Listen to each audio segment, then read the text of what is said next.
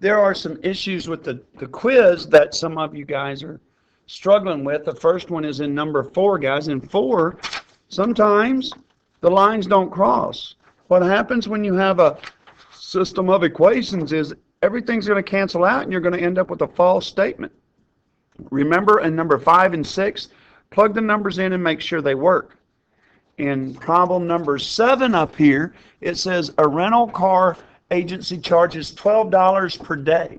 So one of the choices is y equals $12 a day plus 14 cents a mile. 14 cents a mile is 0.14x plus $12. What a lot of you guys were setting up there is you were setting up like 12x was the variable because the number of days was going to compound on itself. That's not how it is.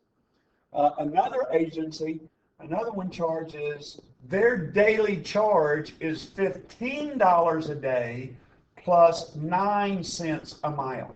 Just make sure you set up 9 cents a mile as 0.09 because 0.9 is 90 cents. Now look what the directions say. How many miles per day? That's what the M is, or excuse me, the X is here, the number of miles per day. So if they did 1 mile, that would be $12 plus 0.1 fee. 1.4 would be $12.14. So for a while, the 9 cents a mile is more expensive, just for a few miles right there. And then eventually, the 9 cents a mile is going to be a better deal. But if you were going a couple of blocks away, you might not want to spend that much money. What it asks is, when does one get bigger than the other? Or more importantly, when are they equal to each other? So when is this y equal to this y? So just take the two equations and set them up equal to each other.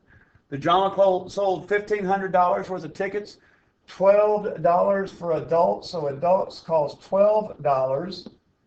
Students cost $6.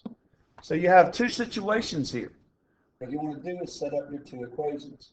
So one of the ways is that x plus y, or a plus s is $1,500. So when you count the number of tickets, you just count them up, 1, 2, 3, 4, and you get $1,500. But when you add a value to them, when you add 12x plus 6y, now they have a value, and it's 16,200. As a lot of times I'll call these quantity and quality statements. Quantity is how many of them there are, and quantity is what's their value. So now once you get that set up, then it's just a matter of eliminating things, whatever. Ruth is twice as old as Pat. So Ruth equals twice Pat's age. Let's just write these out just exactly. In 4 years from now, Ruth will be R plus 4. She will be 3 times as old as Pat was 3 years ago. Just solve it out. So R plus 4, work it out. R plus 4 equals 3P minus 9. And if you'll work it, you'll get 2 ages. And when you get those ages, if you'll check 4 years from now to see if she was what she was 3 years ago, it'll work out as true. So set those up, work them out, and see if you can come up with the right solution. Because I'm going to take this up when you walk in the door tomorrow. We're not gonna go over this during the classroom tomorrow. Got a couple other things that we're going to go over.